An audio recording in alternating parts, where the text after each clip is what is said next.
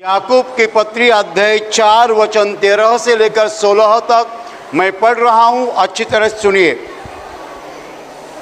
तुम जो यह कहते हो कि आज या कल हम किसी और नगर में जाकर वहां 1 वर्ष बिताएंगे और व्यापार करके लाभ कमाएंगे और यह नहीं जानते कि कल क्या होगा। सुन तो लो, तुम्हारा जीवन है ही तो क्या। तुम तो मानो भाप समान हो जो थोड़ी देर दिखाई देती है फिर लोप हो जाती है। इसके विपरीत तुम्हें यह कहना चाहिए कि यदि प्रभु चाहे तो हम जीवित रहेंगे और यह या वह काम भी करेंगे। पर अब तुम अपनी डिंग पर घमंड करते हो, ऐसा सब घमंड बुरा होता है। Hallelujah, hallelujah, hallelujah, hallelujah. भाई और बहनों, वचन कहता है कि तुम अपने मन में कहते हो मैं फलाना नगर जाऊंगा, वहाँ व्यापार करूंगा और वहाँ कुछ लाभ कमाऊंगा, कुछ कमाई करूंगा, लेकिन तुम यह नहीं जानते कि कल क्या होगा। कल का दिन तुम नहीं जानते हो। हम बहुत प्लान्स करते हैं, बहुत योजना करते हैं, लेकिन हम कल जानते नहीं है। कल को हम नहीं जानते हैं। तो वचन आगे कहता है, तुम तो भाप के समान हो, वो थोड़ी देर दिखाई देती है फिर लोप हो जाती है। अंग्रेजी में भाप को वेपर कहते हैं, मराठी में हम वाफ कहते हैं, हिंदी में बाफ कहते हैं। वो थोड़ी देर दिखाई देती है फिर लोप हो जाती है, नहीं देख पाते हैं। हमारा जीवन वैसा है।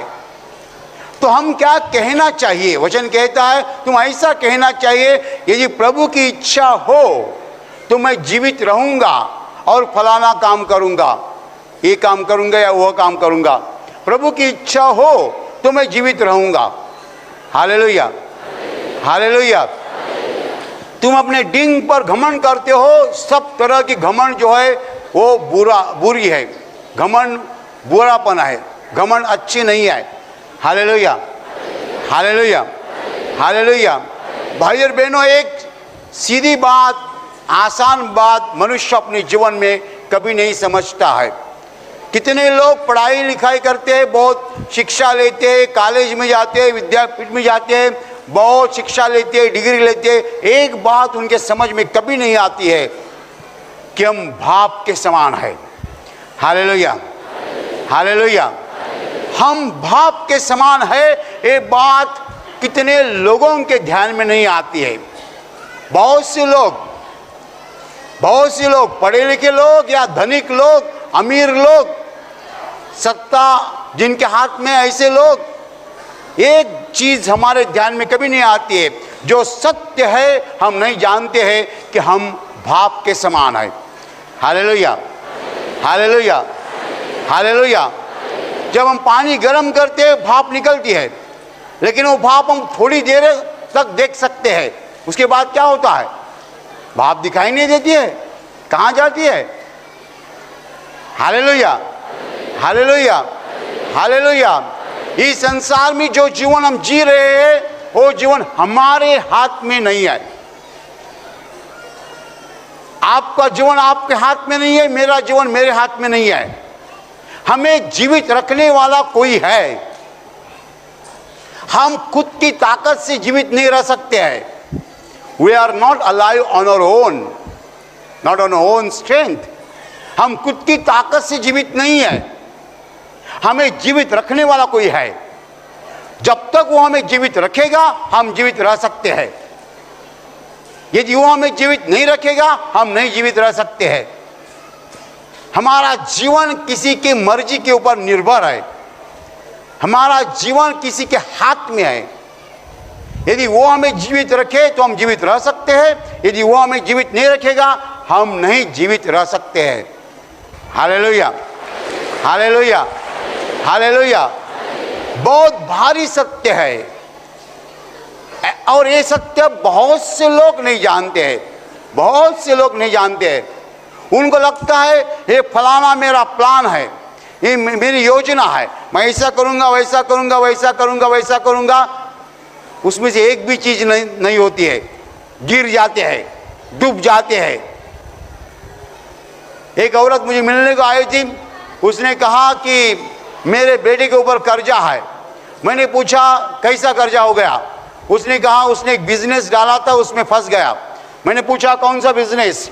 तो उसने कहा कंप्यूटर का बिजनेस था, एक 5-6 कंप्यूटर डाले थे, एक बिजनेस चालू किया था। मैंने कहा पूछा उसको इस बिजनेस में कितना नुकसान हो गया? वो बोले 3 लाख रुपए नुकसान हो गया। ठीक है, तो कर्जा कितना है? कर्जा 12 लाख है। 3 लाख रुपए नुकसान हो गया, 12 लाख कैसे कर्जा हो गया? वो बोलते ये उसका पहला बिजनेस नहीं था, एक तीसरा बिजनेस था जिसमें वो फेल हो गया। मैंने पूछा पहला कौन सा बिजनेस था? वो भी कंप्यूटर का ही था। एक बंबई में डाला था, एक थाना में डाला था, एक और कहाँ डाला था।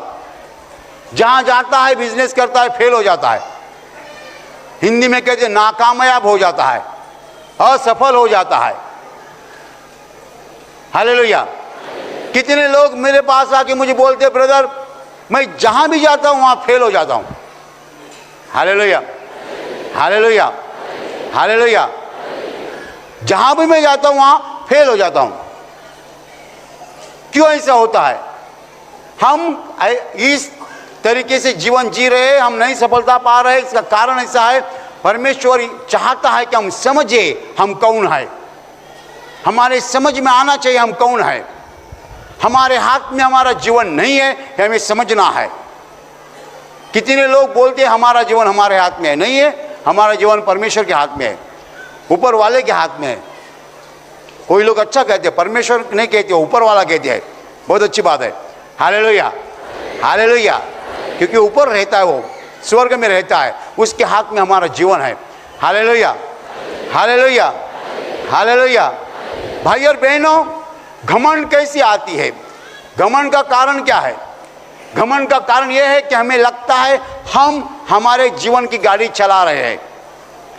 हमें लगता है हमारे जीवन की गाड़ी हम चला रहे हैं। एक आदमी की शादी हो जाती है, उसको बेटा हो जाता है। बेटा होने के बाद वो ऐसा चलता है। अरे कैसा बेटा हो गया? इसलिए अरे बेटा तो परमेश्वर ने दिया, तुमने क्या किया? परमेश्वर देता है तब बेटी हो जाती तो। Hallelujah, hallelujah. कितने लोग कहते बेटा नहीं है, कितने बच्चे? 5 ही बेटियां है, एक भी बेटा नहीं है। तो क्या करेंगे? क्या करेंगे? कुछ नहीं करेंगे, रोना चाहिए। और क्या करेंगे? हालेलुया। हाँ, परमेश्वर के सामने आकर रो तो देगा बेटा, हो देने वाला हो है। हालेलुया। घमंड करने के लिए हमारे पास कुछ नहीं है। कोई लोग घमंड करते हैं, उनकी गोरी चमड़ी होती है। वाह वाह, ये सब काले हैं, मैं गोरा हूं। हालेलुया। अरे लेकिन क्या गोरी का चमड़ी है, थोड़ी दिन रहेगी, एक काला दाग आया, चली गई। कितने लोगों का काला दाग आ जाता, खलास। Hallelujah, hallelujah. पहले, बहुत पहले मुझे भी एक घमंड थी। कौन सी घमंड मालूम है? मेरी हाइट की, ऊंची। मैंने ये तो शॉर्ट है, ये शॉर्ट है, मैं ऊंचा हूँ।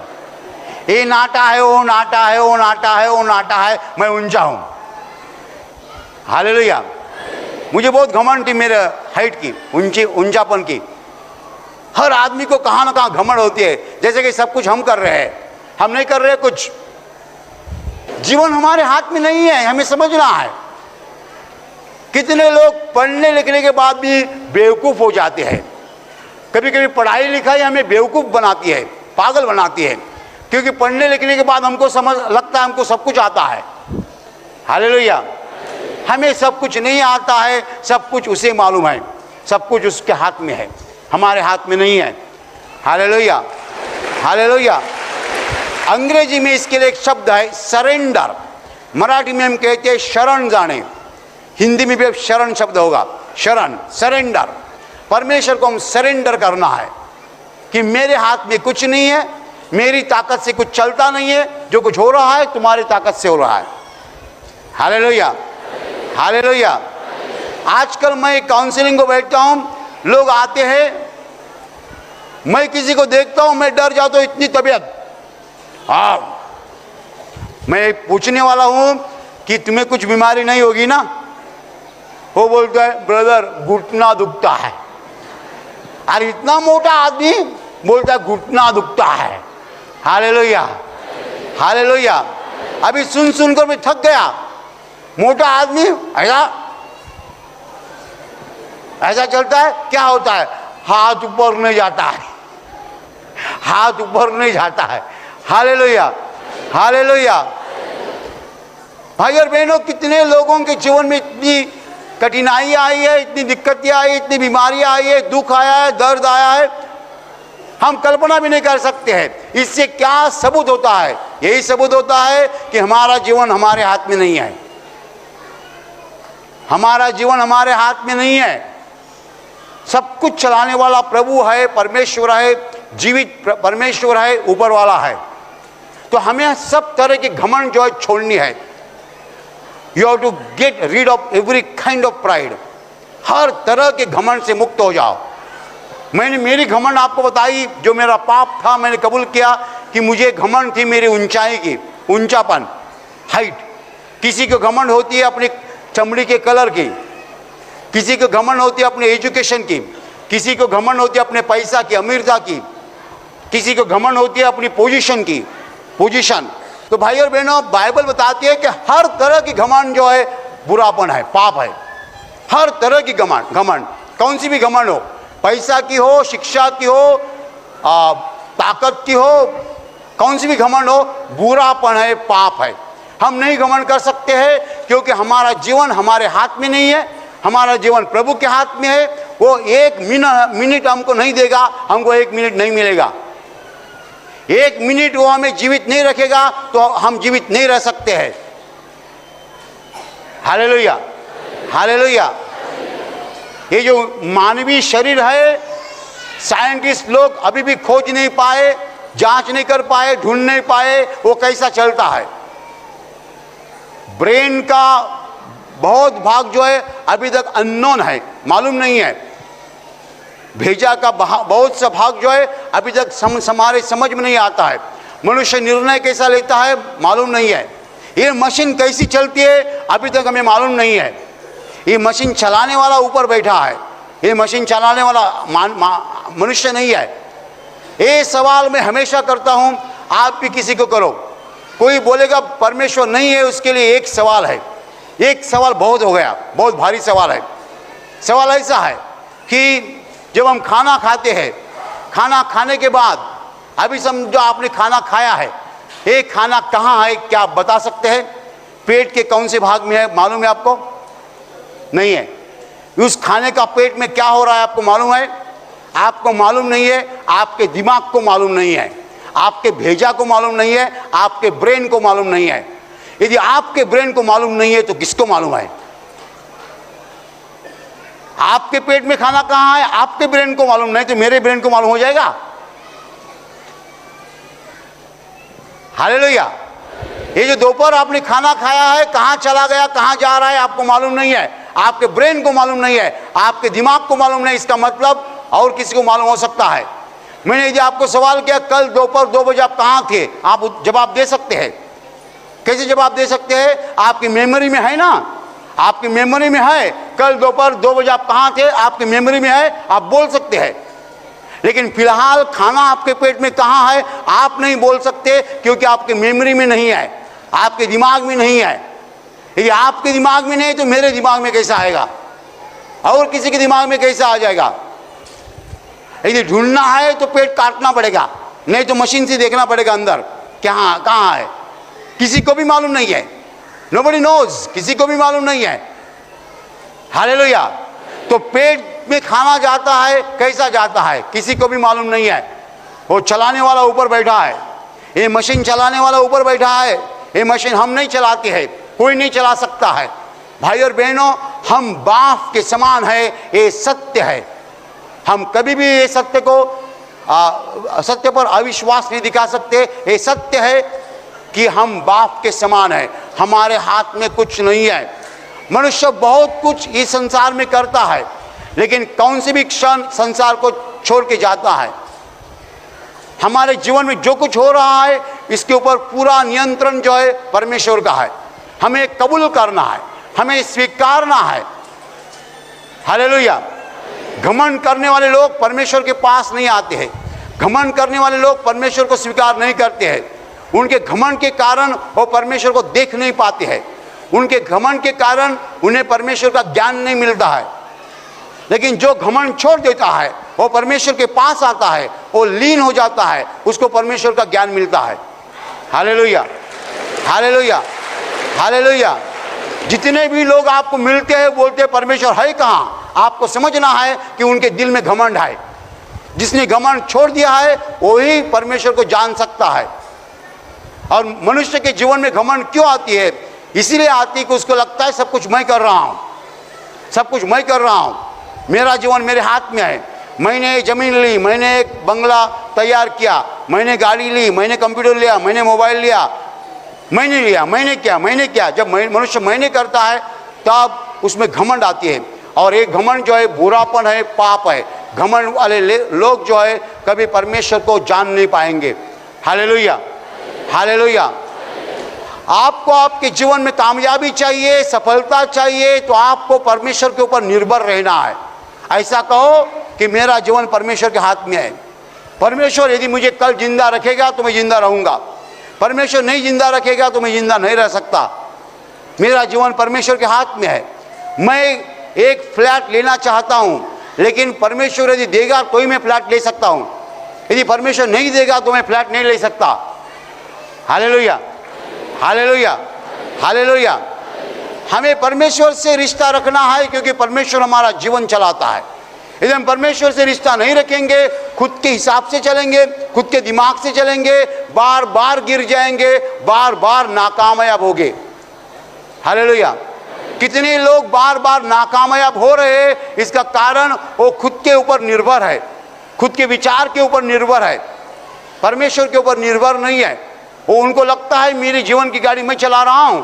ऐसे लोग बार बार नाकामयाब होते हैं, बार बार असफल होते हैं, कहाँ भी जाते हैं सफलता नहीं मिलती है उनको।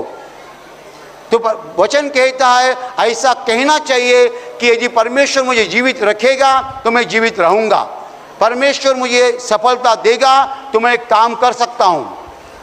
Hallelujah, hallelujah, hallelujah. जिसका जीवन 100% परमेश्वर के ऊपर निर्भर है वही इस संसार में सफल हो सकता है। जो खुद के ऊपर निर्भर रहना चाहता और रहता है वो कामयाबी नहीं पा सकता है। Hallelujah, hallelujah. प्रार्थना करने का समय है। आंखें बंद कीजिए। मैं आपके लिए प्रार्थना करने चाह रहा हूं। आपके शरीर के जिस हिस्से को बीमारी है उस हिस्से पर हाथ रखिए विश्वास के साथ। प्रभु यीशु खुद आपको स्पर्श करेगा और चंगाई देगा। आपके शरीर में से हर बीमारी प्रभु यीशु के पवित्र नाम नष्ट हो जाए। आपके जीवन में जो कुछ दुख है प्रभु यीशु के पवित्र नाम नष्ट हो जाए और आपके जीवन पर और आपके परिवार पर प्रभु यीशु की महान आशीष है।